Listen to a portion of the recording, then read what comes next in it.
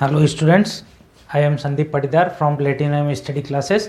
Last lecture में हमने some steady flow engineering devices start किया था। नोज़ल के बारे में हमने एक्सप्लेन किया था और नोज़ल में काफ़ी टाइम हमने लिया। वो नोज़ल का ऑलमोस्ट 35-40 मिनट का लेक्चर होगा। तो अब हम स्टार्ट कर रहे हैं बॉयलर, है ना, बॉयलर एंड स्टीम टरबाइन। तो बॉयलर क्या है? Boiler is a device, boiler is a closed mechanical vessel which utilizes the heat energy of the fuel. Boiler is a closed mechanical vessel which utilizes the heat energy of the fuel and converts water into steam, है ना। तो मैं इसको थोड़ा सा shortcut में यहाँ लिखूंगा। क्या करता है boiler? Chemical energy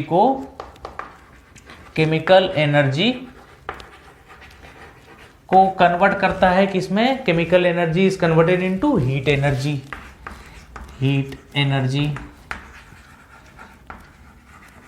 and heat energy is then converts the water into steam. Heat energy converts water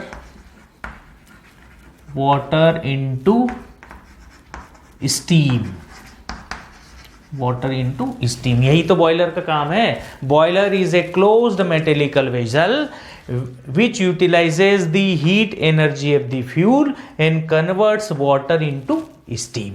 तो हमने क्या करा? वाटर को इन कराया, है ना।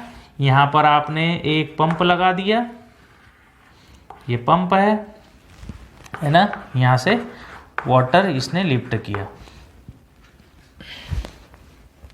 वाटर इन किया और ये वाटर यहां से फाइनली ये क्या बन गई? स्टीम। ये बन गई स्टीम, है ना। तो यही तो बॉयलर का काम है, केमिकल एनर्जी को यूटिलाइज करके वाटर को हीट एनर्जी में कन्वर्ट करना और वाटर को स्टीम बना देना। ठीक है, तो जल्दी से एनर्जी इक्वेशन लिखता हूं और इसके क्या क्या एजम्पशन है, फाइनल इसको कंक्लूड करते हैं। लिख देता हूं।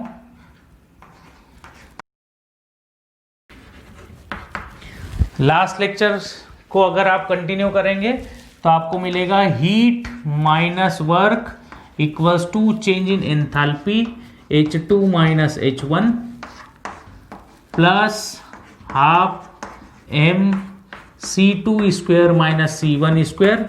C1 एंड C2 क्या है? Velocity plus mg Z2 minus Z1। ठीक है, तो इसके एजम्पशंस क्या क्या है? This is equation 1। Okay, assumptions of boiler. Boiler के क्या एजम्पशन है वो देखें।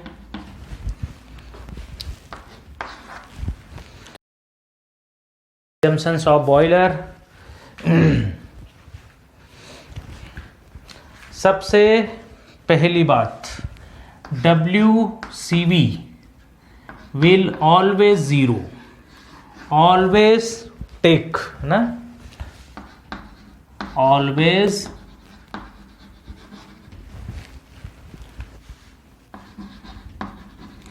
must be taken। हमेशा आपको लेना है, हमेशा लिया जाता है। ठीक है। दूसरा, kinetic energy, change in kinetic energy equals to 0 if is not given और C2 इक्वल्स टू C1। क्या मतलब है? ये इनलेट की प्रॉपर्टी है। This is 1 and this is 2, है ना। तो 1 और 2 पे मेन तो है एंथैल्पी चेंज होगी। पोटेंशियल एनर्जी देख लें, change in potential energy will be 0 if Z2 minus Z1 equals to 0, है ना। और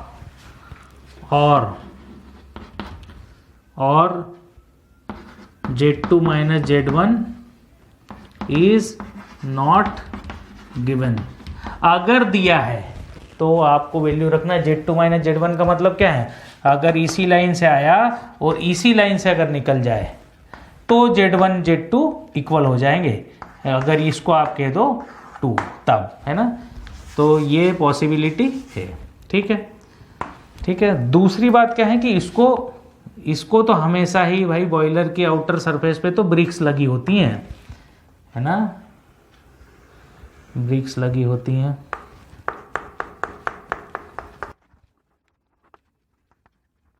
वैसे ही मैंने बना दिया pressure gauge, water level indicator, है ना? कुछ इस तरीके से दिखते रहेगा।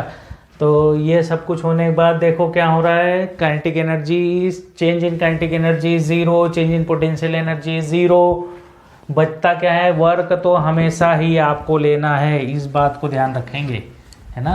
इसको W को हमेशा आपको 0 लेना है। ये 2-3 कंडीशन जो है वो डिपेंड करती है आपको क्या दे रहा है। Equation 1 will reduced to, equation 1 reduce हो जाएगी, है ना? देखे जरा, Q equals to H2 minus H1 that is equals to M into small h2 minus small h1, क्योंकि capital H equals to M into small h होता है। Enthalpy equals to mass into specific enthalpy. इसकी जो unit है specific enthalpy kilo joule per KG, and this is in KG, और ये आपको मिलता है इज इन किलो जूल।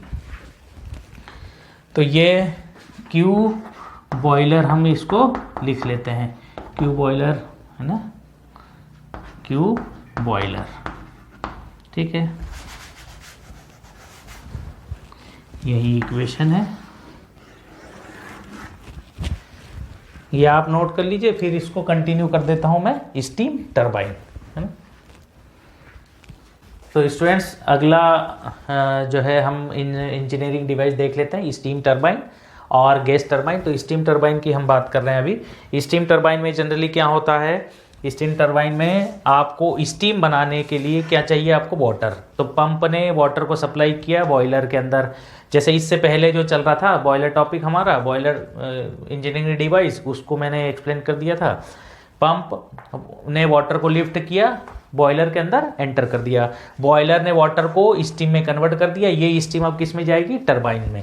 तो इसको हम कह रहे हैं स्टीम टरबाइन। जो इसके अंदर एंटर करेगा वो होगा steam turbine.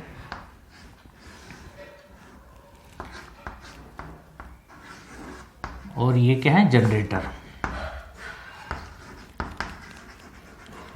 Steam turbine. Steam turbine से ये एग्जॉस्ट स्टीम, एग्जॉस्ट स्टीम, ठीक है। अब यहाँ पर हम स्टीम की बात कर रहे हैं, तो ये हो गया 1 और ये हो गया सेक्शन 2 ना, स्टीम टरबाइन। तो स्टीम टरबाइन ने क्या करा? स्टीम को इन किया और स्टीम यहाँ पर एक्सपेंड हुई, उसने वर्क प्रोड्यूस किया। फाइनली जनरेटर से हमें इलेक्ट्रिसिटी मिल गई, जनरेटर ने इलेक्ट्रिसिटी प्रोड्यूस कर दी।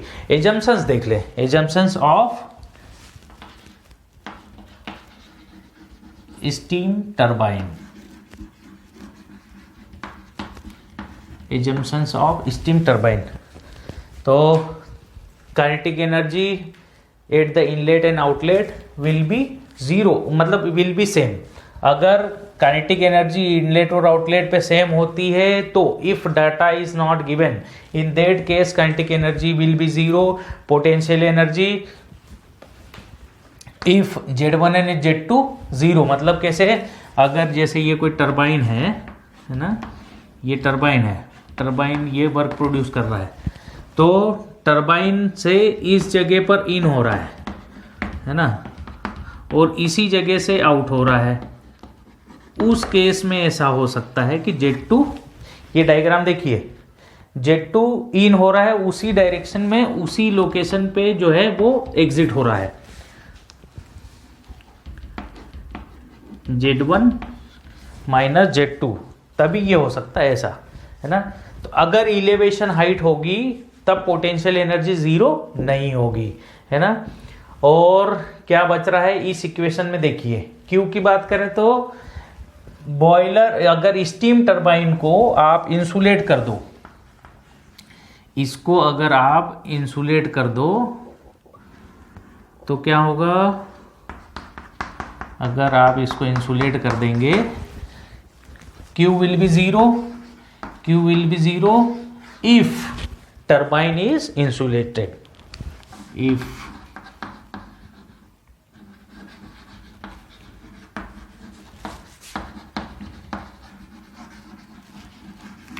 अगर टरबाइन इंसुलेटेड नहीं है तो Q की वैल्यू जीरो नहीं होगी। आपको दे देता है कई बार को ऐसा कि 50 किलो जूल और 100 kilo joule heat is rejected from the system, तो उस कंडीशन में Q को लेना है। W तो वर्क प्रोड्यूस करेगा ही, एंथैल्पी की टर्म में करेगा, काइनेटिक एनर्जी देख ली, पोटेंशियल एनर्जी देख ली। इक्वेशन 1 विल रिड्यूस टू, तो आपको मिलेगा -W equals to H2 minus H1 equals to M into small h2 minus small h1। इसको कंपनसेट करें, W को कंपनसेट करें तो W steam turbine, W steam turbine, W steam turbine equals to M into, भाई minus sign को उधर ले गए या माइनस साइन को -1 को दोनों तरफ मल्टीप्लाई कर दिया, तो यहां पे क्या बन रहा है H1 माइनस H2, ये बन रहा है, ठीक है।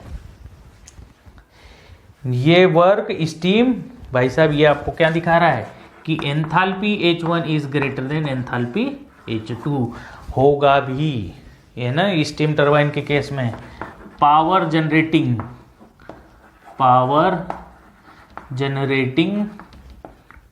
डिवाइस, पावर जनरेटिंग डिवाइस के केस में होगा H1 will be greater than H2। अगर पावर एब्जॉर्बिंग डिवाइसेस होगा तब ऐसा नहीं होगा, है ना। यहाँ पर देखिए भाई साहब स्टीम है, इसकी एंथैल्पी यहाँ H1 है और यहाँ पे एंथैल्पी H2 है। वर्क तो प्रोड्यूस किया, वर्क कितना होगा, कितने केजी स्टीम इसके अंदर एंटर करी और किस एंथैल्पी के साथ एंटर की और किस एंथैल्पी के साथ एग्जॉस्ट हुई है, उसको सब्ट्रैक्ट करोगे तो आपको क्या मिल जाएगा, work is done by the steam turbine. वैसे ये जो एजम्पशंस हैं हीट स्पेसिफिक एजम्पशन है, कब आप लेंगे, जब आपको कोई डेटा नहीं दिया होगा, उस कंडीशन में। कंप्रेसर की बात कर लें, इसका जस्ट रिवर्स अगर देखोगे तो क्या बन जाएगा, कंप्रेसर, है ना। कंप्रेसर, इसी डायग्राम को मैं इरेज करके इसको इधर से कर दूंगा तो कंप्रेसर हो जाएगा। तो पहले आप इसको नोट कर लीजिए, फिर मैं कंप्रेसर के बारे में बता देता हूं। नेक्स्ट देख लेते हैं कंप्रेसर, है ना। अच्छा, स्टीम टरबाइन इससे पहले देखा था, स्टीम टरबाइन क्या था, मतलब steam turbine is a device which utilizes the enthalpy of the steams and convert और produce some power, okay, mechanical power and और इलेक्ट्रिक पावर। कंप्रेसर क्या है, compressor is a device which sucks the air from low pressure side and deliver it to the high pressure side, okay, at the expense of some power input, है ना, power input लेकर के और by consuming some power, तो compressor हो गया। Compressor का जो डायग्राम बनता है वो जस्ट रिवर्स है स्टीम टरबाइन से। कंप्रेसर है, कंप्रेसर ने एयर इन किया और compressed air out, compressed air out.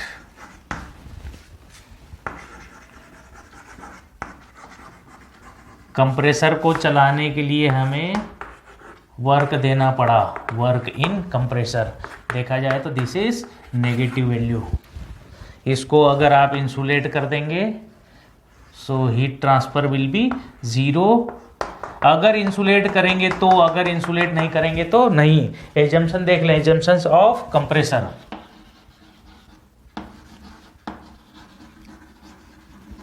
Assumptions of compressor है ना। अगर आपने इसको इंसुलेट कर दिया है, heat transfer will be zero. Kinetic and potential energy कब जीरो होगी? जब दोनों इनलेट और आउटलेट पे सेम होगी, मतलब वेलोसिटी। पोटेंशियल एनर्जी कब जीरो होगी? जब इनलेट और एग्जॉस्ट, मतलब जहां से एयर आ रही है और जहां जा रही है वो जीरो हो। If Z2 minus Z1 zero हो, है ना। और Z2 minus Z1 is not given, in that case you will put potential energy zero, है ना। इक्वेशन 1 विल रिड्यूस टू, तो Q माइनस W क्या है? Work is done on this system, therefore work is taken as negative value. तो यहां पे लिखेंगे minus W compressor equals to H2 minus H1 equals to M into H2 minus H1। ठीक है, minus minus plus हो जाएगा। सो W compressor will be equals to M into H2 minus H1। यहाँ पर अगर आप ध्यान दे रहे हो तो H2 will be greater then H1, और ये आपको क्या दिखाता है? मैग्नीट्यूड। जब आप एयर को कंप्रेस करोगे तो एयर की एंथैल्पी बढ़ने वाली है। दिस इज सेक्शन 1 और ये पॉइंट हो गया 2। पॉइंट 2 पे फ्रिक्शन की वजह से temperature will increase, enthalpy will increase. Compressor को हम बोलते हैं, compressor is a power absorbing devices, therefore work is taken as negative value. लिख देता हूं,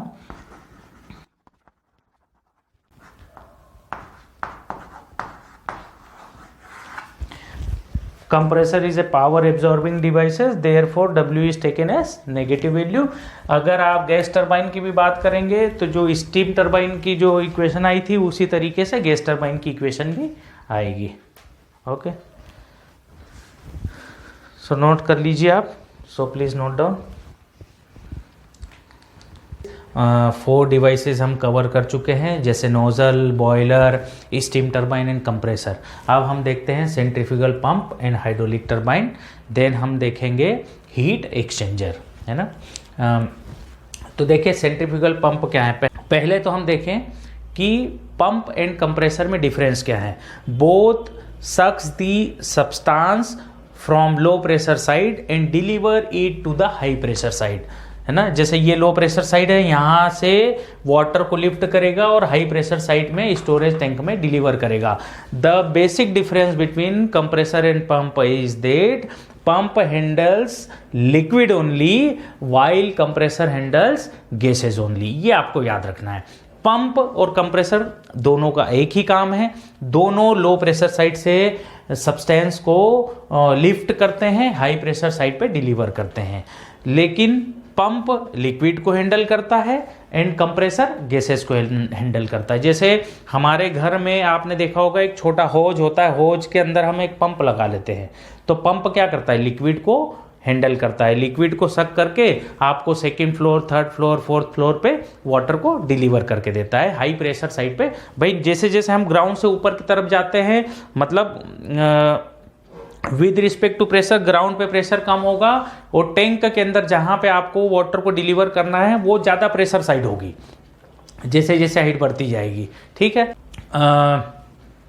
कंप्रेसर की बात करें तो कंप्रेसर, आपने रेफ्रिजरेटर के अंदर देखा होगा कि कंप्रेसर यूज होता है, और हम कई बार को बोलते हैं कि कंप्रेसर की एयर लीक हो गई, मतलब गैस लीक हो गई। तो कंप्रेसर गैसेस को हैंडल करता है। अच्छा, एक्चुअली ऐसा है कि पंप बोलता है कि अगर आप मुझे लिक्विड के साथ साथ गैसेस भी दे दोगे तब भी मैं डिलीवर तो करने की कोशिश करूंगा, लेकिन मेरी हैंडलिंग कैपेसिटी कम हो जाएगी। बिल्कुल सिमिलर कंप्रेसर भी बोलता है। कंप्रेसर बोलता है कि अगर आप मुझे गैसेस की जगह लिक्विड दोगे तब भी मैं कुछ ना कुछ तो हैंडल करूंगा ही, लेकिन उतना एफिशिएंट में वर्क नहीं कर पाऊंगा। तो पंप को एफिशिएंट वर्क कराने के लिए लिक्विड देना है और कंप्रेसर को एफिशिएंट वर्क कराने के लिए आपको गैसेस देनी है। अच्छा, अब एक बात आती है कि पंप और compressor both are power absorbing devices, मतलब दोनों ही पावर को एब्जॉर्ब करते हैं। मतलब पावर को एब्जॉर्ब करने का मतलब इनको बिना पावर दिए हुए आप इनको रन नहीं कर सकते। इसका मतलब जब भी सेंट्रीफ्यूगल पंप को चलाना होगा तो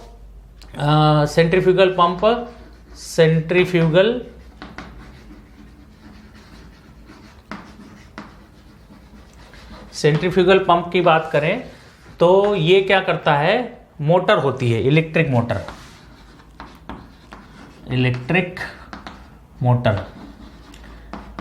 मोटर का मतलब इलेक्ट्रिकल एनर्जी। ये इलेक्ट्रिकल एनर्जी कन्वर्ट होती है मैकेनिकल एनर्जी में।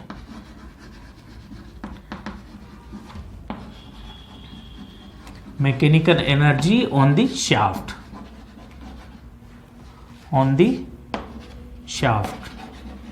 शाफ्ट पे मैकेनिकल एनर्जी प्रोड्यूस होती है। तो हम इसको अगर मैं ऐसे करके डायग्राम बनाऊं तो यहाँ पे आप एक मोटर लगा देते हैं, है ना। मोटर से जो शाफ्ट पे एनर्जी आ रही है, मोटर को हमने दी इलेक्ट्रिकल एनर्जी शाफ्ट पे आई तो मैकेनिकल एनर्जी ने क्या करा, इंपेलर को रोटेट करा, शाफ्ट को रोटेट हुई तो इंपेलर रोटेट हुई तो ब्लेड रोटेट हुई। जब ब्लेड रोटेट होगी तो इस इंपेलर की आई सेंटर पॉइंट पे वैक्यूम क्रिएट होगा। जब यहां वैक्यूम क्रिएट होगा, इस पॉइंट पर जब प्रेशर कम होगा और यहां पे कंपैरेटिव प्रेशर क्या हो गया, ज्यादा, तो ये वाटर को लिफ्ट कर लेगा। और जैसे ही इसने वाटर को लिफ्ट किया, पंप के इंपेलर के ऊपर की तरफ प्रेशर ज्यादा है, इंपेलर के नीचे की तरफ प्रेशर कम है। तो इस पॉइंट के रिस्पेक्ट में और यहां के रिस्पेक्ट में यहां प्रेशर कम है। जब ये रोटेट करेगा तो यहां वैक्यूम क्रिएट होगा। जब वैक्यूम क्रिएट होगा तो ये वाटर को लिफ्ट कर लेगा। लिफ्ट करने के बाद जब आप इधर जाओगे, लिफ्ट करके ये वाटर को जब यहां देगा तो यहां का प्रेशर, इस रीजन में जो प्रेशर होगा वो यहां के प्रेशर से कहीं ज्यादा होगा, तभी तो इसको लिफ्ट करके इसमें डिलीवर करेगा। तो ये है पंप ने इलेक्ट्रिकल एनर्जी से मोटर चलाई, मोटर से mechanical energy on the shaft, और शाफ्ट से आपने इसको क्या कर लिया, रोटेशनल पावर हुई, तो अल्टीमेटली आपने इसको प्रेशर एनर्जी में कन्वर्ट कर लिया। Pressure energy. हाइड्रोलिक टरबाइन क्या है, इसका जस्ट रिवर्स। इसको जब हम इधर से इधर जा रहे हैं तो पंप एंड कंप्रेसर, जब हम उधर से इधर आ रहे हैं तो क्या है, हाइड्रोलिक टरबाइन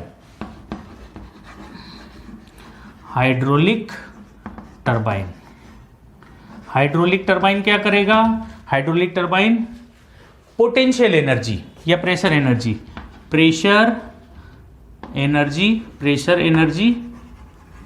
और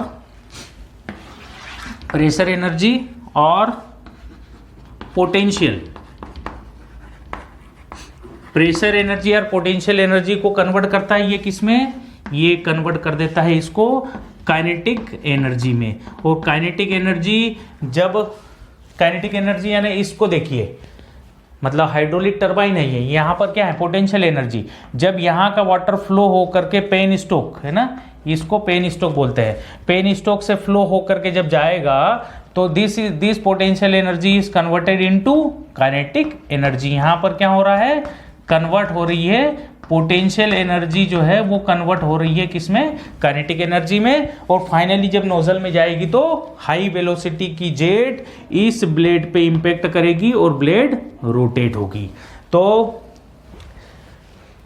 हाइड्रोलिक एनर्जी और potential energy is converted into kinetic energy. Kinetic energy पे पावर आएगी मैकेनिकल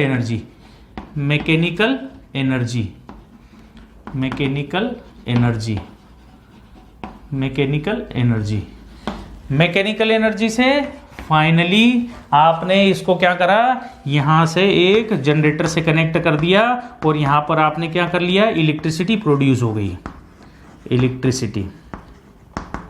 आपने यहां से इलेक्ट्रिसिटी प्रोड्यूस कर ली। तो आपने पोटेंशियल एनर्जी को कन्वर्ट किया काइनेटिक एनर्जी मैकेनिकल एनर्जी में, और फाइनली मैकेनिकल एनर्जी किस में कन्वर्ट हो गई, electric electrical energy, electrical energy. ठीक है, तो जस्ट रिवर्स है। सेंट्रीफ्यूगल पंप इलेक्ट्रिकल एनर्जी से प्रेशर एनर्जी, यहाँ प्रेशर एनर्जी और potential energy is converted into electrical energy. तो ये किसका कंसेप्ट था? ये था हाइड्रोलिक टरबाइन का। तो मैं इसको इरेज करता हूं और फिर इसको हम कंटिन्यू करते हैं इसकी इक्वेशंस, है ना। तो सेंट्रीफ्यूगल पंप बता दिया, हाइड्रोलिक टरबाइन बता दिया। हाइड्रोलिक टरबाइन में आप ऐसा बोल सकते हैं कि hydraulic turbine is a device which utilizes the potential energy of the water and converts into electrical energy. In between आप बोल सकते हैं कि potential energy is converted into kinetic energy and that kinetic energy is converted into shaft power, है ना, power on the shaft. जब ये blade rotate करेगी, टरबाइन की ब्लेड रोटेट करेगी, तो पावर आउटपुट आपको मिलेगा with the help of generator. तो कुछ थ्योरी यहां पर मैंने दिखाने की कोशिश करूंगा, ठीक है, आप देख लो इसको। और अब इसको हम जो है स्टडी फ्लो एनर्जी इक्वेशन किसके लिए हम बात करें, assumptions of centrifugal pump. Centrifugal pump और देखा जाए तो हाइड्रोलिक टरबाइन की एक ही इक्वेशन होगी, खाली डिफरेंस ये है कि यहां पर हमें पावर इन करना पड़ रहा है, यहां पर क्या है, पावर इन है, और यहां पर क्या है, पावर आउट है। इसको हम बोलेंगे power out, power output, power input, यहां पे पावर इनपुट और यहां पे क्या है, पावर आउटपुट। क्लियर है। ये बीच में आपने क्या लगा रखी है, नोजल। नोजल और ज्यादा वेलोसिटी इंक्रीज करेगी। अब हम बात कर रहे हैं एजम्पशंस ऑफ सेंट्रीफ्यूगल पंप।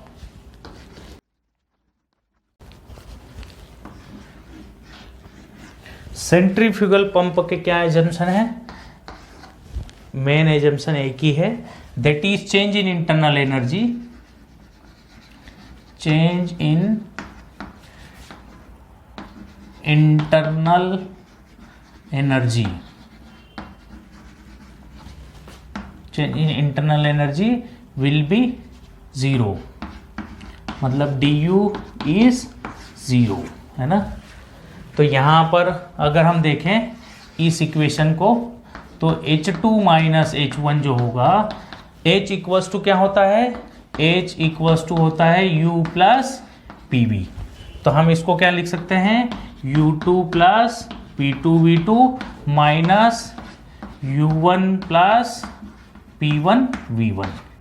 तो फाइनली जब हम इसको देखते हैं तो U2 माइनस U1 प्लस, मतलब U2 minus U1 plus P2V2 minus P1V1, ये हो जाता है। और अगर change in internal energy zero है, इसका मतलब U2 minus U1 will be zero. इसका मतलब ये पूरी वैल्यू क्या हो गई, this is zero. Okay, equation 1 reduce to equation 1, ये वाली equation, equation 1 will reduced to, equation 1 reduce होकर के क्या हो जाएगी, एक और एजम्पशन है। दूसरा एजम्पशन क्या है, एजम्पशन 2, एजम्पशन 2 क्या है, Q इक्वल्स टू जीरो, है ना, heat transfer will zero, pump is insulated, pump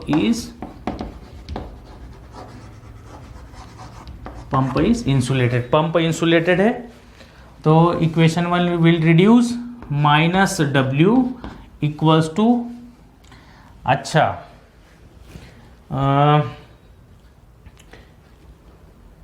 चलो देखते हैं, यहां पर आपको क्या है, वर्क आपको देना पड़ेगा, तो माइनस साइन लगता है। चलो देखते हैं अभी, वर्क W इक्वल्स टू, ये हो जाएगा P2V2 माइनस P1V1। एंथैल्पी की वैल्यू चेंज हो गई है ना, ये हो गई, that will be equals to, ये तब हो जाएगी plus half MC2 square minus C1 square plus mg/z2 minus z1।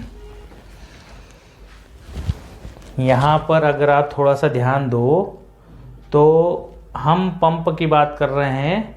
Pump के आउटलेट पे जो एनर्जी होगी वो ज़्यादा एनर्जी होगी, है ना। तो हम इसमें क्या कर सकते हैं, जैसे कि पंप की बात कर रहे हैं ना, पंप में वर्क हमें देना पड़ेगा पावर इन। इसका मतलब क्या है, यहाँ पे जो W है वर्क आपको देना पड़ेगा, therefore W will be negative value in case of pump. तो यहाँ पर हम लगा देंगे -W। तो जो आपको मिलेगा W pump will be equals to P2 V2 minus P1 V1 plus half M C2 square minus C1 square plus mg Z2 minus Z1। This is the equation for pump, hydraulic pump, है ना, sorry centrifugal pump. और ये जो value होगी, मतलब अगर देखा जाए तो पंप के लिए वैल्यू नेगेटिव होता है, नेगेटिव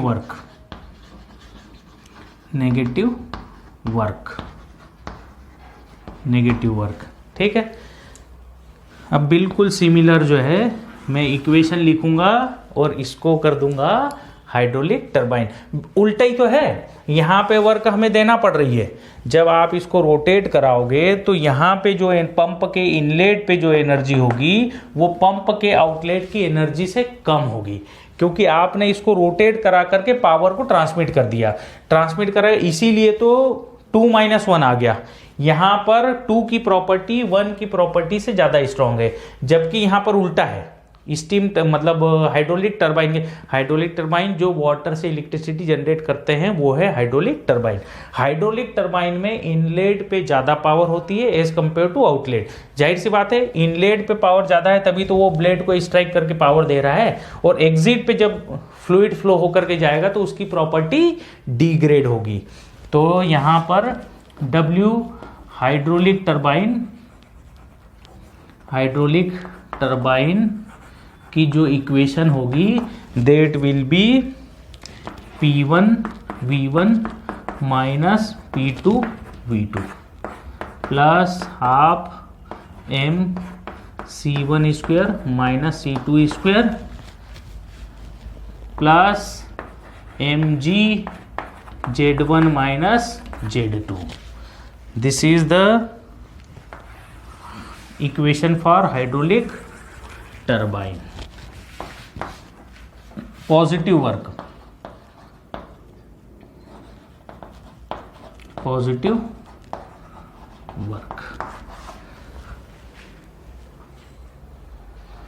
तो क्लियर है आपको। जो पंप और कंप्रेसर हैं इनको चलाने के लिए हमें पावर देना पड़ती है, therefore W is negative value, and hydraulic turbine, steam turbine, gas turbine ये सब पावर प्रोड्यूस करते हैं, इसलिए वर्क की वैल्यू यहाँ पर पॉजिटिव होती है। और इनलेट पे जो प्रॉपर्टी होगी वो आउटलेट से ज़्यादा सुपीरियर क्वालिटी होगी, सुपीरियर प्रॉपर्टीज होंगी। मतलब जैसे enthalpy eight the inlet will be greater then enthalpy at the outlet, ऐसा हम बोल सकते हैं एंथैल्पी की टर्म में। यहाँ पे इंटरनल एनर्जी को जीरो करा है। इंटरनल एनर्जी सेंटर पॉइंट पे ना वैक्यूम क्रिएट होता है। जब सेंटर पॉइंट पे वैक्यूम क्रिएट होगा, इसी वजह से कहीं ना कहीं इसकी इंटरनल एनर्जी को, चेंज इन इंटरनल एनर्जी हम क्या मानते हैं, change in internal energy zero. इसका मतलब इंटरनल एनर्जी इज कांस्टेंट, ठीक है। और हीट ट्रांसफर इसमें इंसुलेट कर दिया तो हीट ट्रांसफर जीरो हो गया।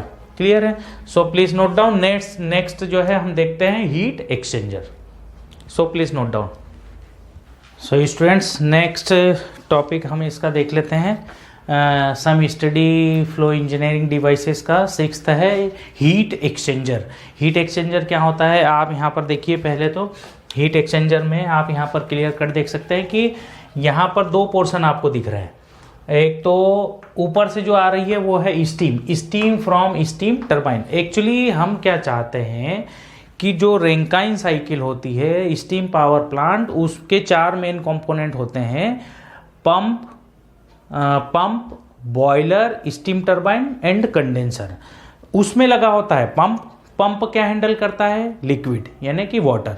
और मैंने अभी अभी आपको बताया था कि पंप और कंप्रेसर में एक ही डिफरेंस है कि pump handles liquid only while compressor handle gases only. तो जब स्टीम के बाद जो फोर्थ कंपोनेंट है, अगर हम डायरेक्ट उसको पंप से कनेक्ट कर दें, मतलब स्टीम टरबाइन में स्टीम को यूज करने के बाद उस ब्लेड स्टीम को, मतलब जो स्टीम टरबाइन से निकल रही है उसमें स्टीम मॉलिक्यूल्स भी होते हैं और कंडेंस्ड वाटर भी होता है। तो इसका मतलब उसमें वेपर भी है और वाटर भी है, लिक्विड भी है और वेपर भी है।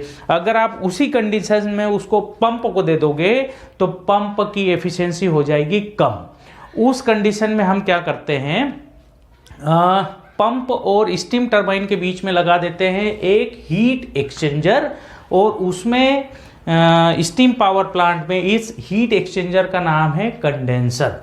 तो हीट एक्सचेंजर क्या है? Heat exchanger is a device which transfers the heat from one fluid to another fluid.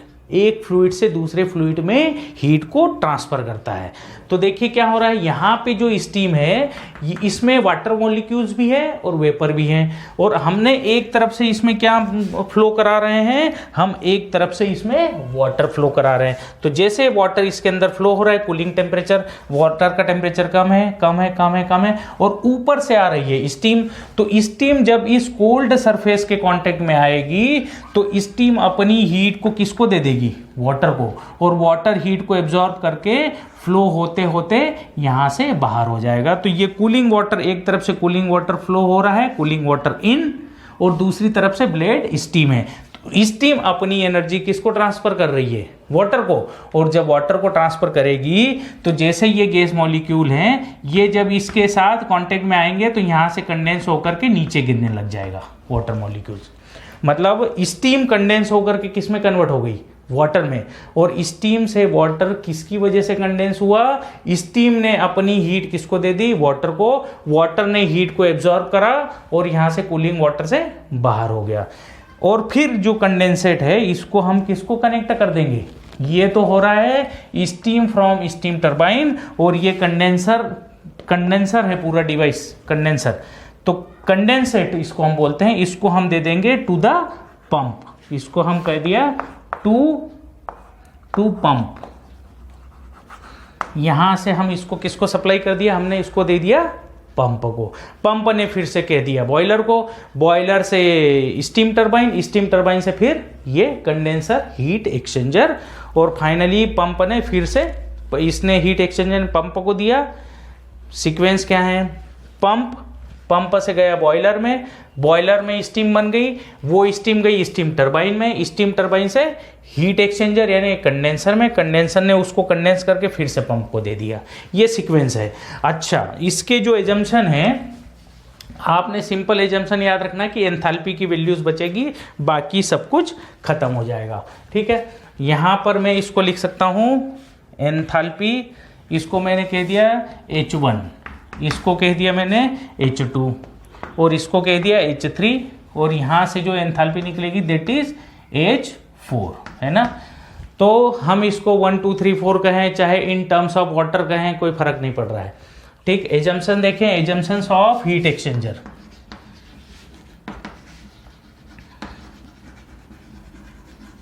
Heat exchanger के एजम्पशंस क्या क्या हैं? हीट एक्सचेंजर का assumptions, change in kinetic energy will B zero, change in kinetic energy will B zero, change in potential energy will B zero, change in kinetic energy, change in potential energy, kinetic energy, potential energy zero हो गई। Enthalpy की term खाली बचनी है आपके पास। ठीक है, and Q minus W, तो Q will be zero, क्योंकि हीट एक्सचेंजर इज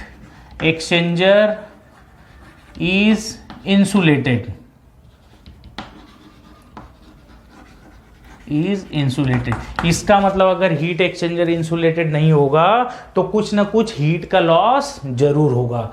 अगर कोई ये सोचे कि सर हम तो हीट एक्सचेंजर में हीट ही तो एक्सचेंज कर रहे हैं, हम हीट को एक्सचेंज कर रहे हैं one fluid to other fluid, हम हीट एक्सचेंजर से हीट को एटमॉस्फेयर में फ्लो नहीं करा रहे हैं। वहीं लिखा हुआ देखो, ये मैंने क्या लिखा है, heat transfers from exhaust steam to the cooling water, heat is transfer from exhaust steam to the cooling water.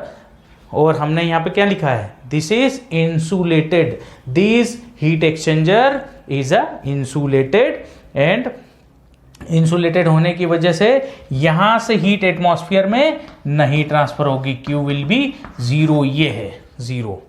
तो यहाँ पे Q का मतलब क्या है, फ्लूइड टू फ्लूइड हीट का ट्रांसफर हो रहा है, लेकिन डिवाइस से एटमॉस्फेयर में, एटमॉस्फेयर से डिवाइस में हीट का ट्रांसफॉर्मेशन नहीं है।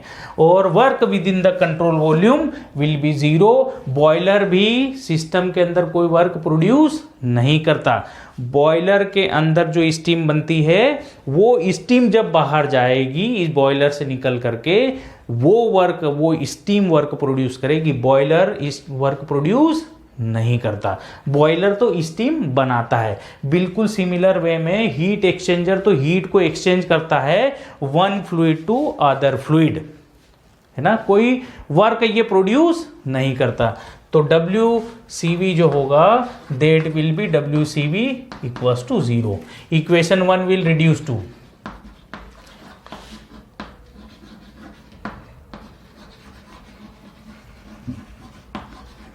इक्वेशन 1 विल रिड्यूस टू, सब कुछ 0 हो गया, 0 equals to H2 minus H1 में क्या करेंगे, देखो इसमें क्या क्या इन कर रहा है, इसमें देखो क्या क्या इन कर रहा है, मतलब यहाँ पे हम क्या कहेंगे, मास of the steam, mass of the steam into H1, और यहाँ क्या होगा, मास ऑफ द स्टीम, MS है ना, मास ऑफ द स्टीम, और यहाँ पे क्या कहेंगे, into mass of the water, और यहाँ क्या कहेंगे, into mass of the water.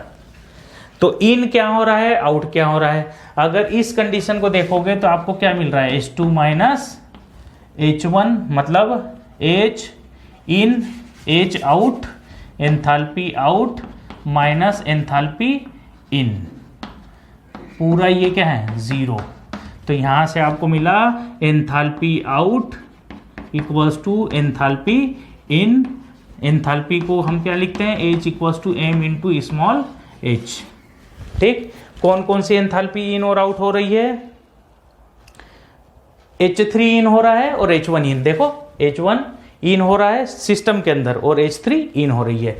तो मैं इसको एक साथ ऐसे लिखूं, मास of the steam into H1, मतलब एंथैल्पी आप क्या लिख दूं, स्टीम लिख सकता हूं, प्लस और क्या हो रहा है, mass of the water into H3 will be equals to, क्या क्या एग्जिट हो रहा है, 2 एग्जिट हो रहा है और 4 एग्जिट हो रहा है। तो मास of the steam into H2 is exit and mass of the water into H4 will exit. तो मास वाले को एक तरफ, वाटर को एक तरफ कर लो और स्टीम को एक तरफ कर लो। तो हमने इन दोनों को एक तरफ कर लिया, तो मैंने लिखा मास ऑफ द वाटर, ज़्यादा कौन होगा, H4 होगा, तो उधर की तरफ ले जाए। मास ऑफ द स्टीम को इधर रहने दे, मास ऑफ द स्टीम ज़्यादा कौन होगा, H1 ज़्यादा होगा एज कम्पेयर टू H2, क्योंकि ऊपर से नीचे आते आते आते आते एंथैल्पी डिक्रीज हुई और वाटर की एंथैल्पी इंक्रीज हो रही है। स्टीम नीचे आ रही है तो एंथैल्पी डिक्रीज हो रही है और कंडेंस हो गया। वाटर जब नीचे से ऊपर फ्लो हो रहा है तो इंक्रीज हो रही है enthalpy. Mass of the steam H1 minus H2 equals to mass of the water into H4 minus H3, है ना। ये एनर्जी इक्वेशन है, मतलब steady flow energy equation reduce होकर के यहाँ आ गई। This is the equation for heat exchanger. यहाँ आपने याद रख सकते हैं कि H1 will be greater than H2 and H4 will be greater than H3। ये क्या है, water out water in, water out, water in, ये क्या है, steam, steam in, steam out, steam out, steam in, steam out.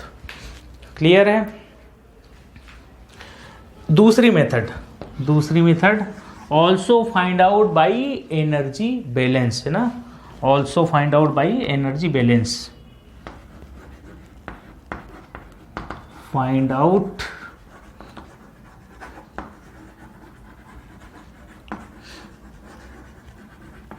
Energy balance से भी हम इसको फाइंड आउट कर सकते हैं, वही मिलना है ना। एनर्जी इन इक्वल्स टू, मतलब हम ऐसा बोले कि heat lost by the steam equals to heat gain by the water, ये हम लिख सकते हैं।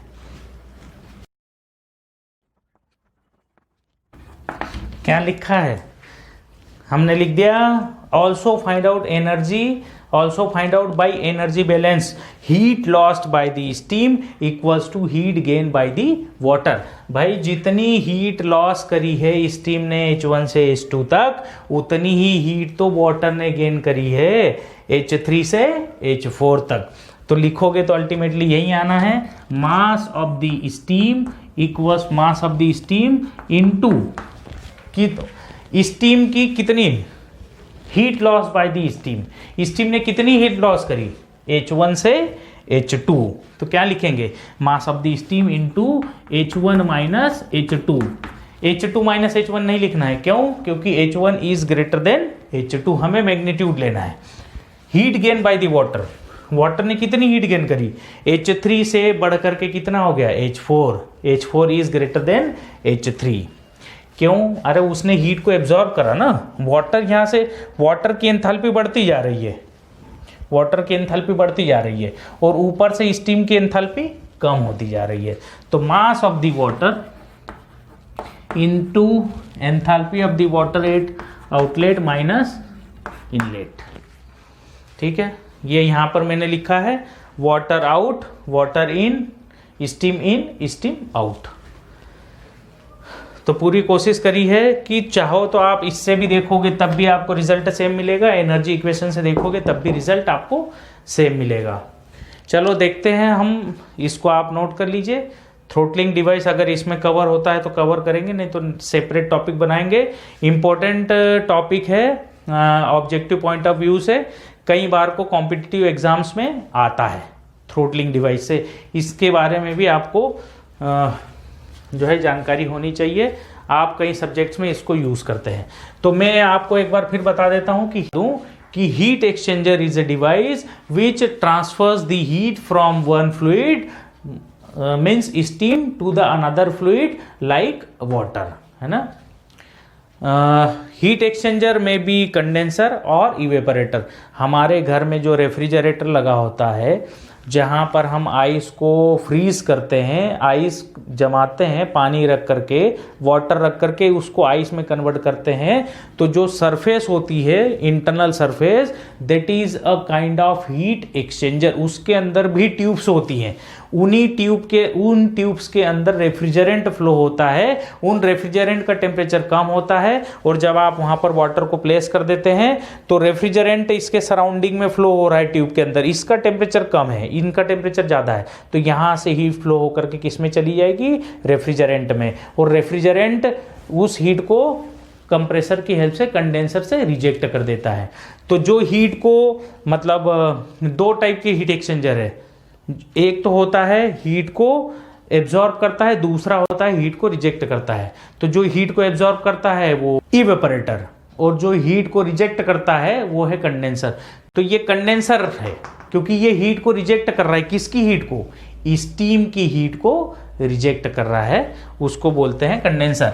ये देखो वाटर ने हीट को एब्जॉर्ब करा और बाहर चले गया, तो काइंड ऑफ इसको आप कंडेंसर बोल सकते हैं। इसको कंडेंसर इसलिए भी बोल रहे हैं कि ये स्टीम को कंडेंस करके वाटर में कन्वर्ट कर दे रहा है। ठीक है, इवेपोरेटर जो ठंडी प्लेसेस पे जो लगता है वो इवेपोरेटर लगाता है, आप ऐसे दिमाग लगाएंगे, ठंडी प्लेसेस पे इवेपोरेटर लगता है और गर्म प्लेसेस पे कंडेंसर हम यूज़ करते हैं।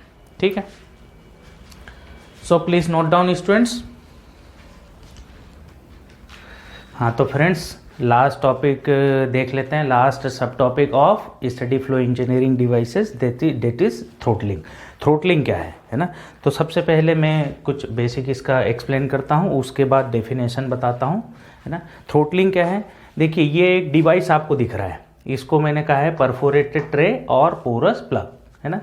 तो यहाँ से परफोरेटेड ट्रे क्या है, इस टाइप का आप देख सकते हैं, एक जाली है ना, छन्नी टाइप की। इसमें देखिए परफोरेटेड ट्रे, इसके साइज अगर आप देख रहे हो, होल के साइज दैट इज वेरी बिगर। दूसरा देखें, इसमें थोड़े से साइज होल के कम हुए हैं।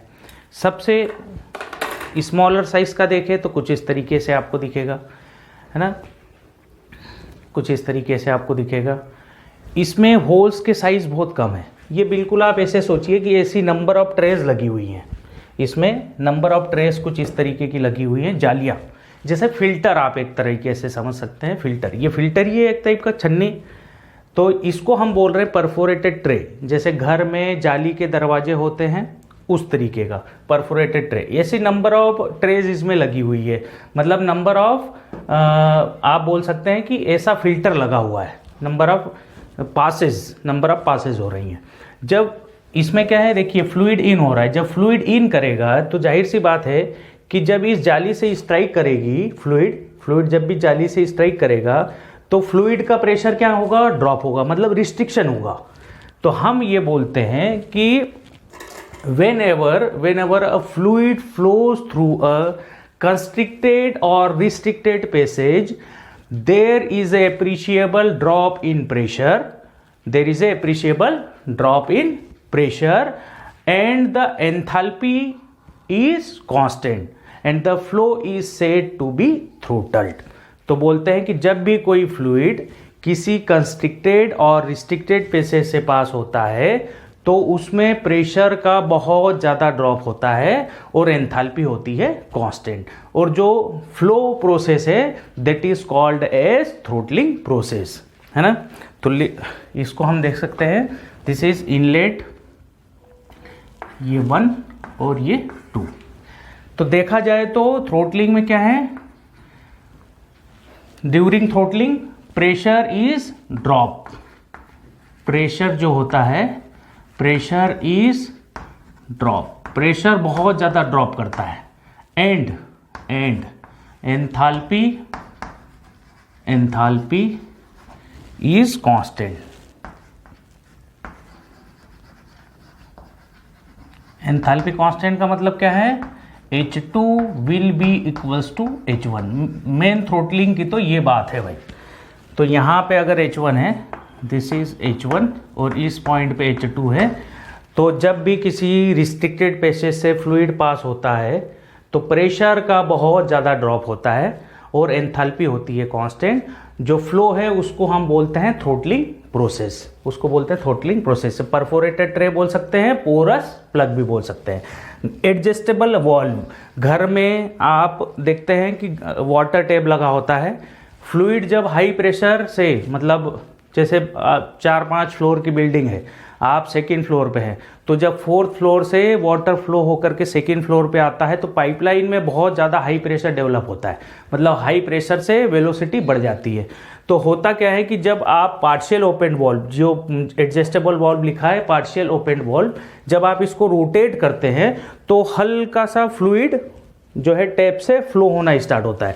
जब फ्लूइड फ्लो होता है तो एक पिचिंग साउंड जनरेट करता है, और साउंड जनरेट करने के साथ साथ जब आप उसको हल्का सा ओपन करते हैं तो एक स्प्रे के फॉर्म में वाटर निकलता है। That process is called as throttling. वो भी एक थ्रोटलिंग की मेथड है, वो भी, उसको भी हम बोलेंगे थ्रोटलिंग।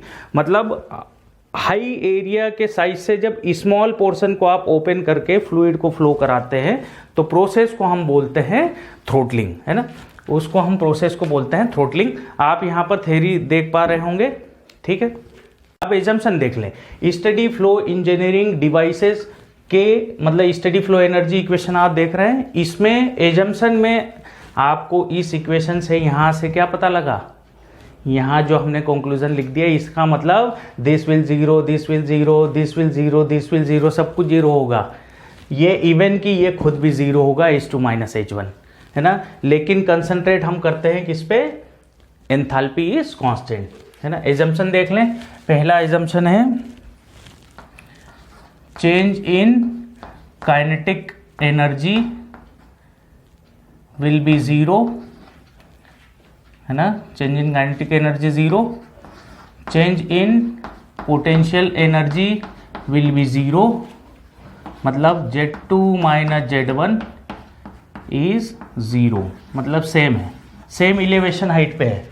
सेंटर लाइन से अगर आप देखोगे this is Z1, this is Z2, same है। थर्ड है heat transfer is zero, heat transfer Q is zero, heat transfer, इसको मैं इंसुलेट भी कर दूं साथ साथ में, तो हीट ट्रांसफर विल जीरो, हमेशा बोले हीट ट्रांसफर जीरो, मतलब यहां से हीट का इंटरेक्शन नहीं है, हीट ट्रांसफर जीरो। और भाई साहब थ्रोटलिंग कोई ऐसा पावर जनरेटिंग डिवाइसेस थोड़ी है जो वर्क प्रोड्यूस करेगा या पावर कंज्यूमिंग डिवाइसेस, तो work transfer will also zero. तो 4 हो गया, work transfer W will zero. Equation 1 reduce to, equation 1 will reduce to, reduce होकर के क्या है, this zero, this zero, this value is zero, this value is zero, तो हमें मिलता है H2 minus H1 equals to zero. इसका मतलब है H2 equals to H1 and that is equals to constant, constant. तो हम इसको करेक्टरिस्टिक्स भी बोल सकते हैं, दीज आर करेक्टरिस्टिक्स, है ना, these are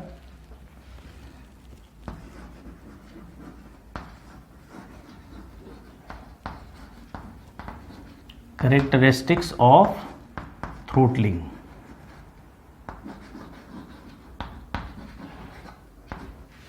These are characteristics of throttling। और क्या होगा, मतलब ये 5th पॉइंट हो गया। And also change in internal energy will B zero, throttling के टाइम में इंटरनल एनर्जी भी जीरो होती है।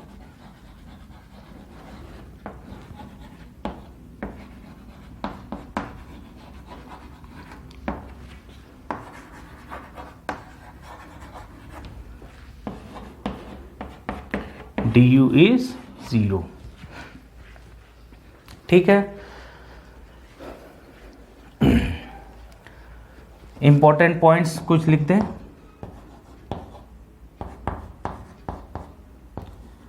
नोट में, throttling is highly irreversible process.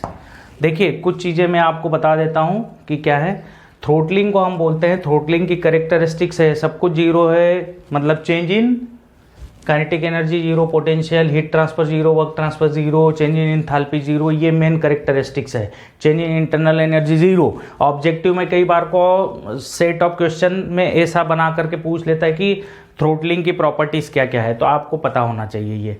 अच्छा, नोट में हम लिखें कि throttling is highly irreversible process. पहली बात, थ्रोटलिंग के साथ फ्री एक्सपांसन भी हम जोड़ सकते हैं कि throttling and free expansion is highly irreversible process. पहला पॉइंट लिख देता हूं,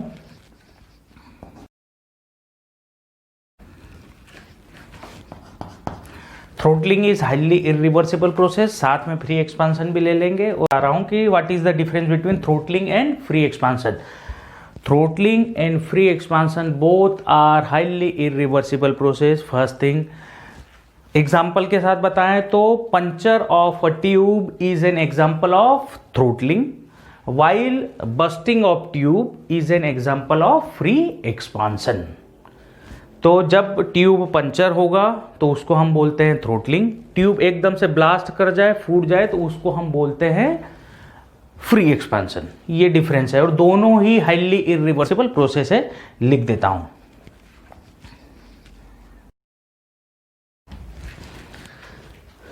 during throttling pressure drops due to friction, और एग्जाम्पल इसके मैं यहाँ पर नीचे पेस्ट कर देता हूँ। एग्जाम्पल के साथ मैं अगर आपको बताऊँ तो थ्रोटलिंग क्या है, puncture of a tube is an example of throttling and busting of tube is an example of free expansion.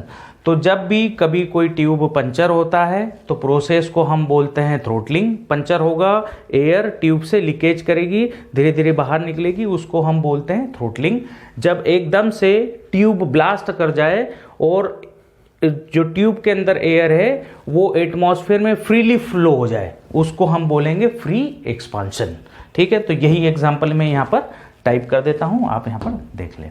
ठीक है, तो याद रखना है, कभी कभी ऑब्जेक्टिव क्वेश्चंस में ऐसा पूछ लेता है कि puncture of a tube is an example of throttling, free expansion में भी थ्रोटलिंग में भी फ्री एक्सपेंशन, कुछ इस तरीके से कॉम्बिनेशन बन सकता है। ऐसा पूछ ले कि throttling and free expansion are reversible process, irreversible process, something करके ऐसे क्वेश्चन हो सकते हैं। Change in enthalpy is constant, तो आपको कॉम्बिनेशन पता होना चाहिए। तो थ्रोटलिंग में याद रखना है कि मैक्सिमम चीज़ें जीरो है, specially enthalpy is constant, pressure drop due to friction and throttling is highly reversible process. Puncture of a tube is an example of throttling and busting of tube is an example of free expansion. शायद एक दो lecture के बाद free expansion का video भी मैं इसके साथ अटैच करूंगा। ठीक है, सो अब तक जितने स्टडी फ्लो इंजीनियरिंग डिवाइसेस थे जो हमने पढ़ने थे वो मैंने सारा कवर करने की कोशिश करी है, और नेक्स्ट लेक्चर में हम steady flow energy equation SFEE के न्यूमेरिकल्स देखेंगे। So please note down students.